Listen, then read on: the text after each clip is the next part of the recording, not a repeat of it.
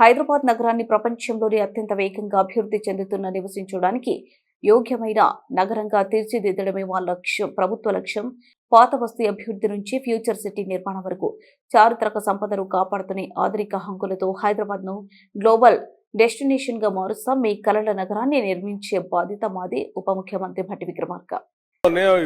బాగా fastest growing సిటీగా, most liveable సిటీగా హైదరాబాద్ నగరాన్ని మార్చాలనేది మా ప్రభుత్వం యొక్క లక్ష్యం. మూసీ రిజర్వేషన్ కార్యక్రమం కానీ, చార్మినార్, సాలార్జింగ్, అట్లాగే బిర్లా మందిర్, గోల్కొండ, లాడ్ బజార్ ఇటువంటి ఇత్యాది ప్రాంతాలని టూరిస్ట్ స్పాట్స్ గా మార్చడానికి రాష్ట్ర ప్రభుత్వం ప్రత్యేక దృష్టి పెట్టి ముందుకు పోతాం. తప్పనిసరిగా మీ కళలు నిజం అవుతాయని సందర్భంగా మీకు మనం చేస్తా ఉన్నాను. దానికోసం ఈ నగరానికి తీసుకోవాల్సిన చర్యలన్నీ తీసుకుంటున్నాం. ఈ మూసీ రిజర్వేషన్ చేసేటప్పుడు కార్యక్రమంలో భాగంగా అధ్యక్ష, నగరంలో ఉన్నటువంటి అన్ని నాలాలు వచ్చి మూసీలో కలుస్తున్న ప్రతి నాలాకి కూడా ఈరోజు ఎస్టీపీ పెట్టి ట్రీట్ చేసినటువంటి వాటర్ ను మాత్రమే మూసీ రివర్ లోకి వదిలేటట్టుగా ఒక యాక్షన్ ప్లాన్ తయారు చేస్తా ఉన్నారు.